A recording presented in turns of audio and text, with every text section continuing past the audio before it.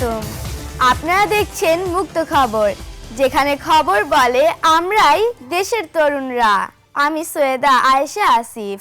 প্রথমেই জানব শিরোনাম। দেশে বাড়ছে হামের সংক্রমণ, কতটা ঝুঁকিতে আমরা? শিক্ষা ব্যবস্থায় নতুন নিয়ম, শিক্ষার্থীদের জন্য সুযোগ না চাপ? এক আশ্চর্য প্রাণী যাকে বলা হয় অমর টার্ডিগ্রেড। আর শিশুদের জন্য নিরাপদ ডিজিটাল দুনিয়া ইউটিউব কিডস।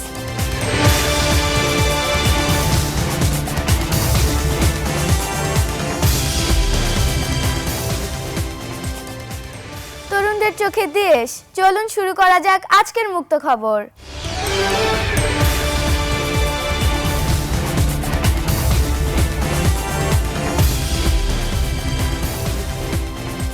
শুরু করছি একটি গুরুত্বপূর্ণ জনস্বাস্থ্য ইস্যু দিয়ে। দেশে উদ্বেগজনকভাবে বাড়ছে হাম সংক্রমণ। বিশেষ করে শিশুদের মধ্যে আক্রান্তের সংখ্যা বাড়ছে দ্রুত, যা তৈরি করছে নতুন করে স্বাস্থ্য ঝুঁকি। এই পরিস্থিতি কতটা গুরুতর জানাচ্ছে আমাদের প্রতিবেদক। হাম নিয়ে আতঙ্ক নয়, সতর্কতা জরুরি।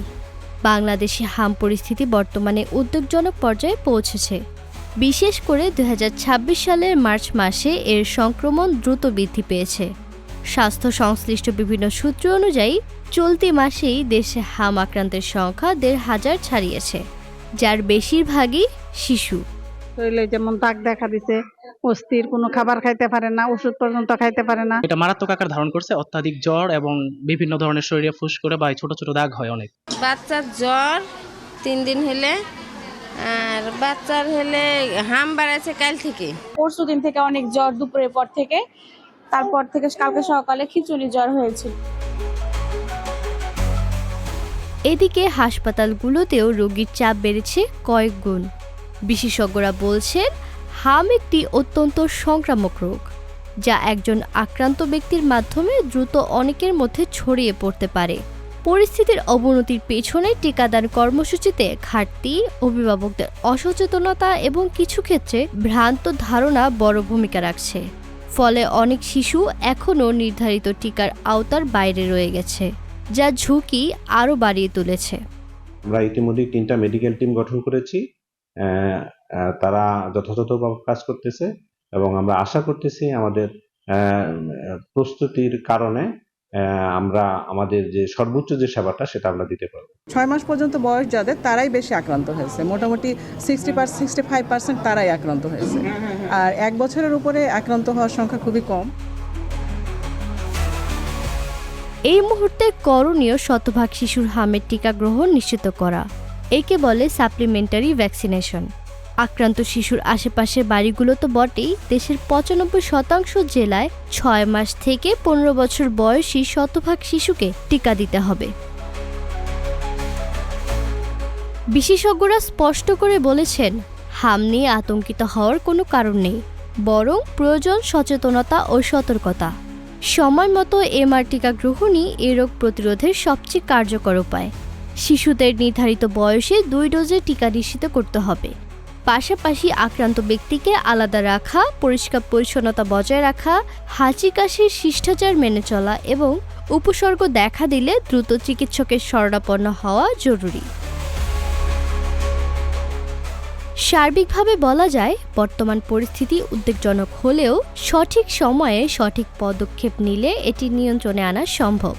তাই অযথা আতঙ্ক নয়, বরং সচেতনতা বৃদ্ধি, টিকাদান নিশ্চিতকরণ এবং সম্মিলিত উদ্যোগী হতে পারে হামমুক্ত নিরাপদ বাংলাদেশের প্রধান চাবিকাঠি। তাবাসসুম মালিহা মোহনা, মুক্ত খবর, ২১ টেলিভিশন, ঢাকা।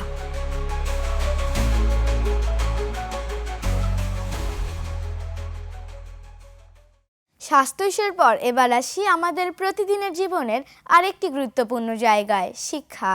সম্প্রতি শিক্ষা ব্যবস্থায় এসেছে নতুন কিছু নিয়ম, যা নিয়ে শিক্ষার্থী ও অভিভাবকদের মধ্যে তৈরি হয়েছে নানা প্রশ্ন। এই পরিবর্তন আসলে কতটা কার্যকর? শিক্ষার্থীদের দৃষ্টিতে সবচেয়ে গুরুত্বপূর্ণ বিষয় হচ্ছে শিক্ষার মানোন্নয়ন। বর্তমান শিক্ষা ব্যবস্থায় মুখস্থ নির্ভরতার প্রবণতা বেশি। এমন অভিযোগ দীর্ঘদিনের।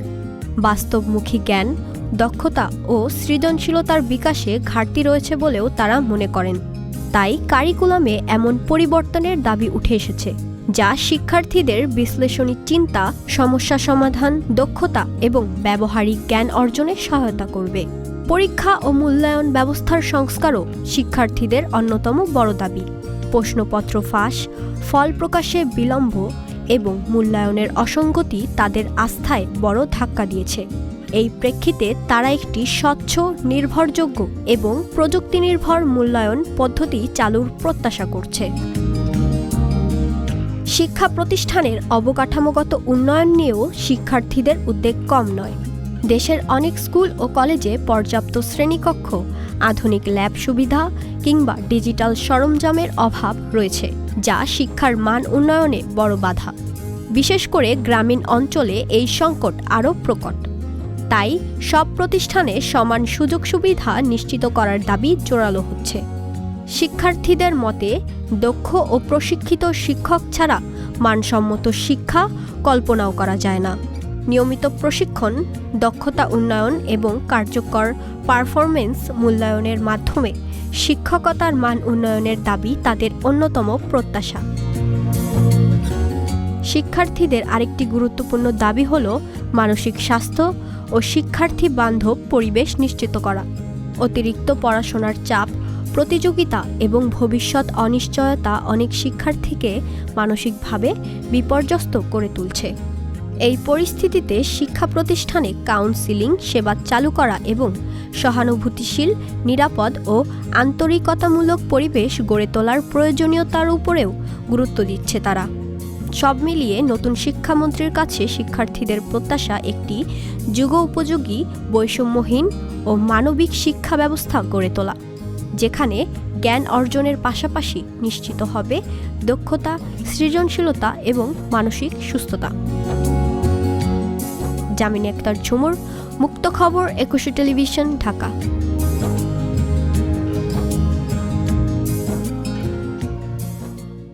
আপনারা দেখছিলেন তরুণদের চোখে দেশের বাস্তবতা। ছোট্ট একটি বিরতির পর ফিরে আসছে এক অবিশ্বাস্য গল্প নিয়ে। দেখতে থাকুন মুক্ত খবর।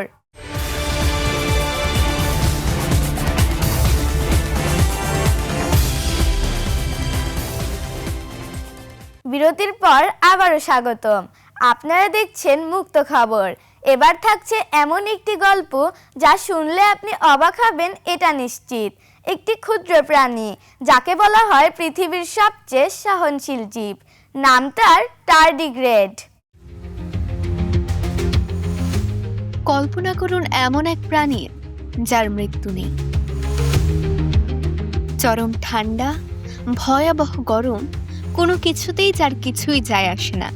এমনকি মহাকাশের শূন্যতাতেও সে দিব্যি টিকে থাকে। এই অদ্ভুত প্রাণীটির নাম টার্ডিগ্রেড, বা অনেকে একে বলেন জল ভালুক। দৈর্ঘ্যে মাত্র 0.5 মিলিমিটার, অথচ প্রকৃতির সবচেয়ে শক্তিশালী জীবদের মধ্যে অন্যতম। 8টি ক্ষুদ্র পা নিয়ে শ্যাওলা বা লাইকেনের জগতে সে নীরবে রাজত্ব করে। চরম তাপ, চাপ, তেজস্ক্রিয়তা কোনো কিছুই একে ধ্বংস করতে পারে না। বিজ্ঞানীরা বলেন টার্ডিগ্রেডই সম্ভবত একমাত্র প্রাণী যা 5টি গণবিলুপ্তির পরও টিকে আছে। 1773 সালে জার্মান বিজ্ঞানী জোহান অগাস্ট এফ্রাইম গোয়েজ প্রথম এটি আবিষ্কার করেন, কিন্তু 2 শতাব্দীরও বেশি সময় পরেও এর টিকে থাকার রহস্য আজও বিজ্ঞানীদের হতবাক করে দেয়। টার্ডিগ্রেডের টিকে থাকার গোপন অস্ত্র এক জৈব প্রক্রিয়া, ক্রিপ্টোবায়োসিস বা টান গঠন। পরিবেশ প্রতিকূল হলেই সে নিজের দেহ থেকে জল প্রায় পুরোপুরি বের করে দেয় এবং নিজেকে একটি শুষ্ক গোলকে গুটিয়ে নেয়। এই অবস্থায় তার বিপাক প্রক্রিয়া প্রায় বন্ধ হয়ে যায়, যেন ঘুমিয়ে থাকা মৃত্যু। এভাবে সে টিকে থাকতে পারে -272 ডিগ্রি ঠান্ডা থেকে শুরু করে 150 ডিগ্রি গরমেও। খাদ্য বা পানি ছাড়াই এটি 30 বছর পর্যন্ত বেঁচে থাকতে পারে। আর আশ্চর্যের বিষয়, একবার পরিবেশ অনুকূল হলেই এই শুকনো টার্ডিগ্রেড মাত্র কয়েক ঘন্টায় আবার জীবন্ত ও সক্রিয় হয়ে ওঠে। এ যেন প্রকৃতির তৈরি এক জীবন্ত পজ বাটন। টার্ডিগ্রেড শুধু পৃথিবীর নয়, মহাবিশ্বেরও সবচেয়ে শক্তিশালী প্রাণী। 2007 সালে বিজ্ঞানীরা একে পাঠিয়েছিলেন মহাশূন্যে। মহাকাশের তীব্র শূন্যতা এবং উচ্চমাত্রার বিকিরণও সে মোকাবেলা করেছে। এটি একমাত্র প্রাণী যা মহাকাশে দীর্ঘ সময় বেঁচে থাকতে পারে। এর মূল কারণ এর দেহে থাকা কিছু বিশেষ প্রোটিন, যা এর ডিএনএকে রক্ষা করে এবং কোষের অভ্যন্তরীণ ক্ষতি হতে দেয় না। যে তেজস্ক্রিয়তা মানুষের জন্য মুহূর্তেই প্রাণঘাতী, তার চেয়ে কয়েকশো গুণ বেশি বিকিরণও এর কাছে সামান্য। শুধু মহাকাশ কেন, সমুদ্রের গভীরতম অংশের চেয়েও 6 গুণ বেশি চাপ, অর্থাৎ প্রায় 40,000 কিলো প্যাসকেল চাপও এর উপর কোনো প্রভাব ফেলে না। এ যেন প্রকৃতির তৈরি নিজস্ব সুপারহিরো। টার্ডিগ্রেড আজ আধুনিক বিজ্ঞানের বিস্ময়। এর প্রোটিন নিয়ে চলছে গবেষণা। কিভাবে এটি ব্যবহার করে রেফ্রিজারেশন ছাড়াই টেকা বা মানবদেহের কোষ সংরক্ষণ করা যায়। এই ক্ষুদ্র জল ভালুক প্রমাণ করেছে শক্তি কখনো আকারে নয়, টিকে থাকার ক্ষমতায় মাপা হয়।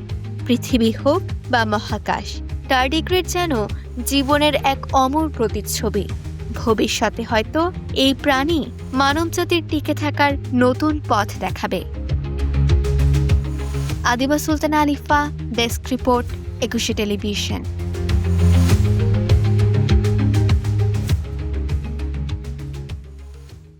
অবিশ্বাস্য হলেও সত্য, প্রকৃতির এমন বিষয় আমাদের চারপাশেই রয়েছে।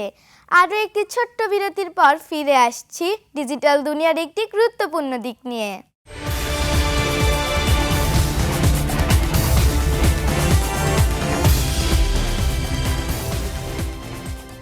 আবারও স্বাগতম। আপনারা দেখছেন মুক্ত খবর। ডিজিটাল যুগে শিশুদের বড় হওয়া এখন স্ক্রিনের সাথে, কিন্তু সেই স্ক্রিন কতটা নিরাপদ? আজকের শিশুরা জন্ম নিচ্ছে এক ডিজিটাল দুনিয়ায়। হাতে স্মার্টফোন, চোখে রঙিন স্ক্রিন, এটাই এখন তাদের বাস্তবতা। কিন্তু অসীম এই ইন্টারনেটের জগতে শিশুর কোমল মন কতটা নিরাপদ? এই প্রশ্নের উত্তর খুঁজতে গিয়েই প্রাসঙ্গিক হয়ে ওঠে ইউটিউব কিডসের কথা। সাধারণ ইউটিউবে প্রতিদিন কোটি কোটি ভিডিও আপলোড হয়। তার মধ্যে অনেক কন্টেন্ট রয়েছে যা শিশুদের জন্য সম্পূর্ণ অনুপযুক্ত। সহিংসতা, অশ্লীলতা কিংবা ভয় উদ্রেককারী দৃশ্য। একটি শিশু যদি একা ডিভাইস ব্যবহার করে, তাহলে সে যে কোনো মুহূর্তে এসব ক্ষতিকর বিষয়বস্তুর মুখোমুখি হতে পারে। এখানেই ইউটিউব কিডস একটি সুরক্ষিত প্রাচীর হিসেবে কাজ করে। ইউটিউব কিডস বিশেষভাবে শিশুদের কথা মাথায় রেখে তৈরি করা একটি আলাদা প্ল্যাটফর্ম। এখানে কন্টেন্ট ফিল্টার করা হয় যত্ন সহকারে, যাতে কেবলমাত্র শিশু বান্ধব ভিডিওই প্রদর্শিত হয়। শিক্ষামূলক কার্টুন, বিজ্ঞানের মজাদার পরীক্ষা নিরীক্ষা, ছড়া, গান ও গল্পের ভিডিও দিয়ে সাজানো এই প্ল্যাটফর্ম শিশুর মানসিক বিকাশে সহায়ক ভূমিকা রাখে। অভিভাবকদের জন্য এটি বিশেষ সুবিধাজনক।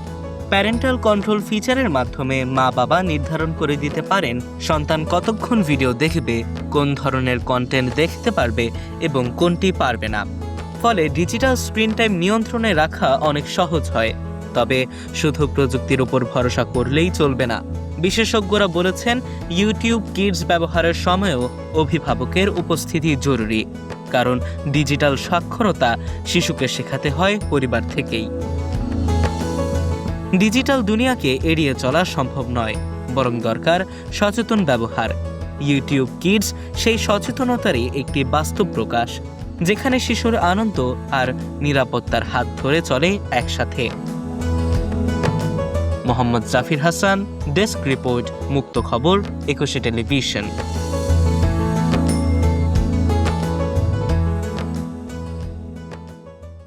এটাই ছিল আজকের মুক্ত খবর। তরুণদের চোখে দেখা আমাদের সময়ের গল্প। হাম সংক্রমণের সতর্কতা থেকে শুরু করে শিক্ষা ব্যবস্থার পরিবর্তন, প্রকৃতির বিস্ময় টার্ডিগ্রেড আর শিশুদের জন্য নিরাপদ ডিজিটাল প্ল্যাটফর্ম, সব কিছু ছুঁয়ে যায় আমাদের দৈনন্দিন জীবন। আমরা বিশ্বাস করি, তরুণদের প্রশ্ন, তরুণদের কণ্ঠ পরিবর্তনের সবচেয়ে বড় শক্তি। আপনার আশেপাশে এমন কোনো গল্প থাকলে যা তুলে ধরা প্রয়োজন আমাদের জানাতে ভুলবেন না, কারণ দেশ এগিয়ে যাবে যখন কথা বলবে তরুণরা। আমি সৈয়দা আয়েশা আসিফ, আজ বিদায় নিচ্ছি মুক্ত খবর থেকে। আবারও দেখা হবে একই সময়ে। সে পর্যন্ত দেখতে থাকুন 21 টেলিভিশন।